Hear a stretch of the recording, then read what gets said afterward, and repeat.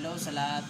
Ah, magandang magandang araw sa atin. At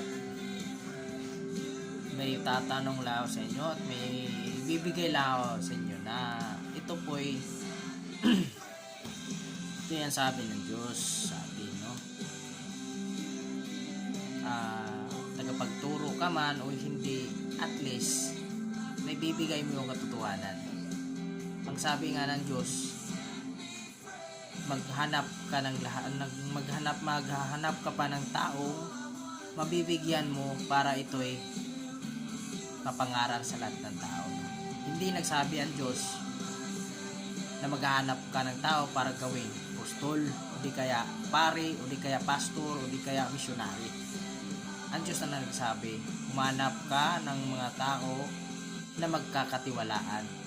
At para iyon ay magbibigay mensahe, ang magbibigay balita sa katotohanan ng isinugo ng Diyos. So, wala pong malisya sa lahat. Ikaw may tagapagturo, ikaw may lahat ng gagawin mo ay kailangan na pahintulot sa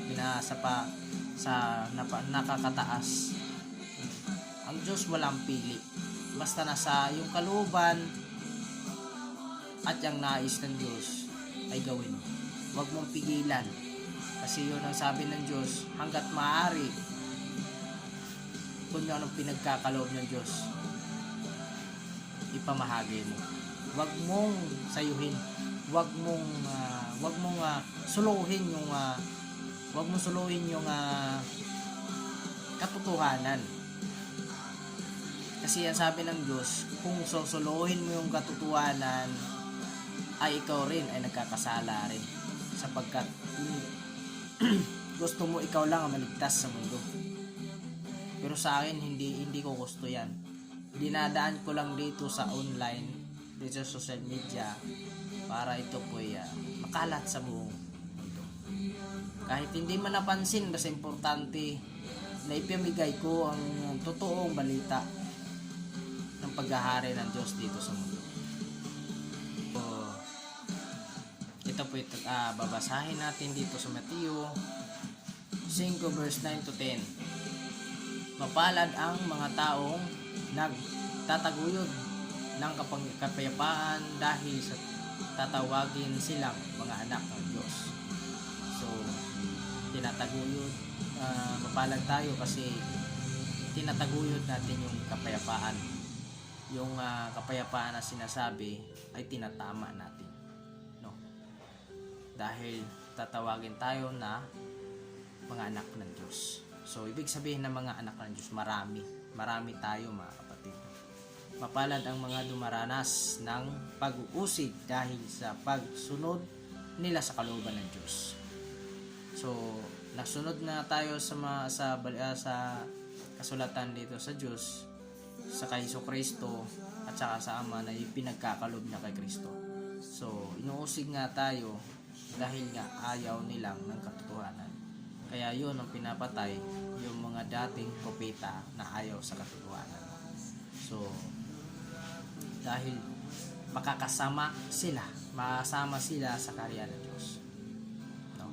Basahin natin ng kompleto dito sa Mateo 5 verse 9 to 10. Mapalad ang mga taong nagtataguyod ng kapayapaan dahil tatawagin silang mga anak ng Diyos. Mapalad ang mga dumaranas ng pag-uusig dahil sa pagsunod nila sa kalooban ng Diyos, dahil makakasama sila sa kaharian ng Diyos. Maliwanag ang sinasabi dito sa Mateo 5 Mateo 5 verse 9 to 10. So, yun na nga yung part ng katotohanan sa mundo na pinagkakaloob ng Ama doon kay Jesus, na para gawin ang kalooban niya at gagawin yung katotohanan. So, kahit ako naramdaman ko na sobrang hirap ng buhay ko, pero hindi pa rin ako pinabayaan ng Diyos. Kasi lagi akong nananalangin sa Kanya, tumingi ng tawad at tumingi ng sa pang-araw-araw. So, walang himala, walang imposible sa Diyos, mga kapatid, pag tayo nanungkulan at humihingi na. Sa lahat naman ng di Kristiyano, no? Sabi ko lang sa inyo, sa lahat ng di Kristiyano, basta mahal mo lang ang Diyos, dapat bigyan mo ng time ang ating Panginoon na magdasal at manalangin at humingi ng tawad, no? Kasi yun lang kasi ang kailangan niya para siya ay maligtas, para tayo maligtas, no? Kasi sabi ng Panginoon, tatawag lang tayo sa Kanya. Mananampalataya lang tayo, naghahantay siya sa atin sa pagtawag natin sa Kanya sa pangalan niya. So, ganun ka bait ang ating Panginoon sapagkat hindi tayo pinabayaan sa halip na nagkahirap tayo dito sa mundo.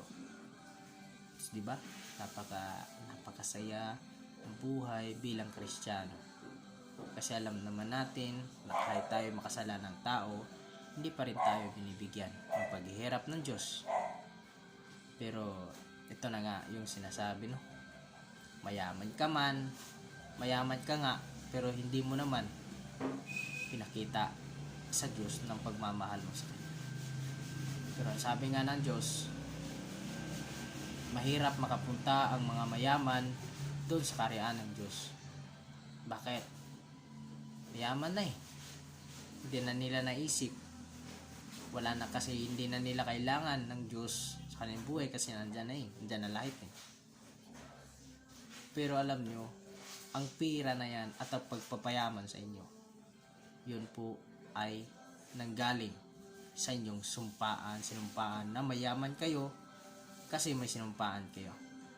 Diba humihiling kayo, sana'y mayaman na ako para hindi ako maghirap. So, ang ibig sabihin ng inyong panalangin na hindi sa Diyos, nanalangin po kayo sa inyong kalooban lamang, hindi galing sa Diyos. So, salamat sa lahat. Hanggang dito na lang tayo. Magkikita tayo sa susunod na video.